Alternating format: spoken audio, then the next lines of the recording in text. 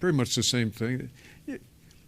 You can get really upset if you spend very much time realizing how much wealth has been created for investment managers by the game that's played. And try to find the wealth that was created for the clients or the customers. And on average, it isn't a wealth creating, it's a wealth diminishing activity. And if you get irritated about that, you start looking for opportunities to do something about it. And that's, I think, the finance industry has grown in its share of U.S. GDP from 4% to 8%.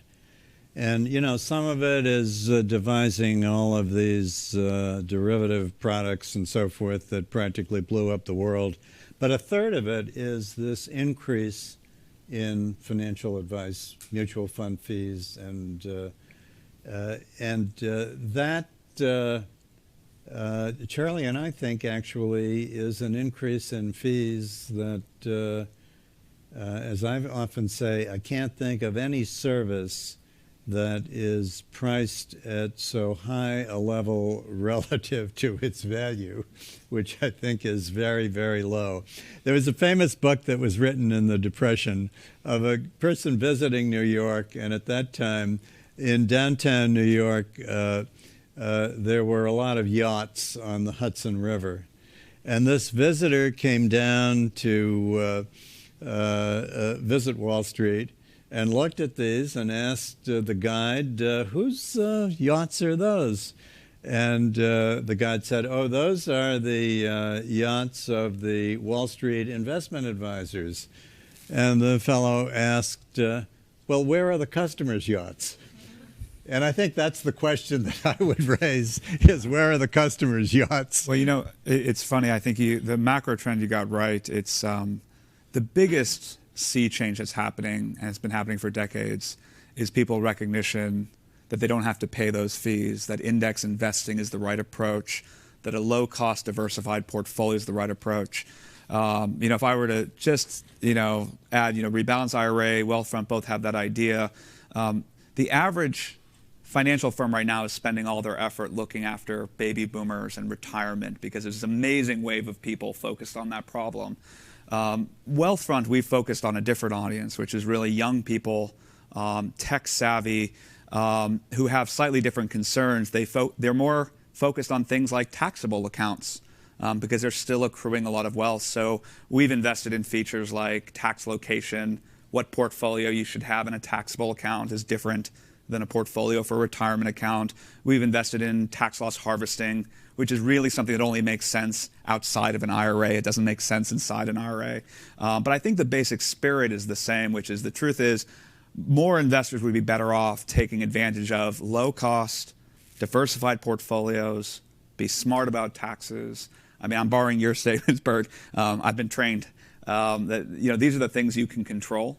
You can't control the markets. So let me just emphasize once again, I started off at the beginning and said we really ought to pay more attention to each one of us as an individual.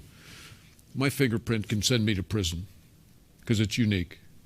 My iris is so unique that I can go in and out of highly sophisticated encrypted facilities and they know exactly who I am because they took a camera photo earlier. In investing, we're all unique. We may look a lot the same, but we're not. We're different in age, we're different in wealth, we're different in income, we're different in anxiety, we're different in experience, we're different in how much time we've got to spend on, we're different in how much we're really interested, and we're really different in terms of whom we're responsible for, how many kids we have, how many grandkids, all that sort of thing. When you get it all figured out, we really are unique. And price discovery has been worked out, but value discovery, what's right for you personally, has not been really worked out, and that's really important.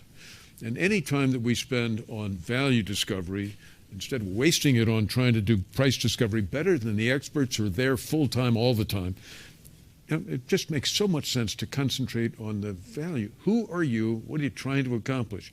Knowing with confidence that you don't have to do all the hard work of figuring out the right prices. It's done for you.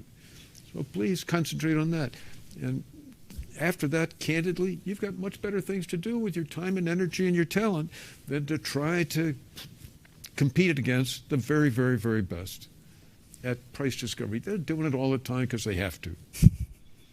Therefore, you don't have to do any of it, and you can get the full benefit of the very best work done by the very best people working all the time with the best equipment, the best information, and I mean all the time, working on your behalf to be sure the prices are always right. Well, on that note, I'm seeing a signal here of the questions going away, meaning that we're out of time. But thank you, everyone, for coming out, and thank you for those online. We were happy to be here. Thank you.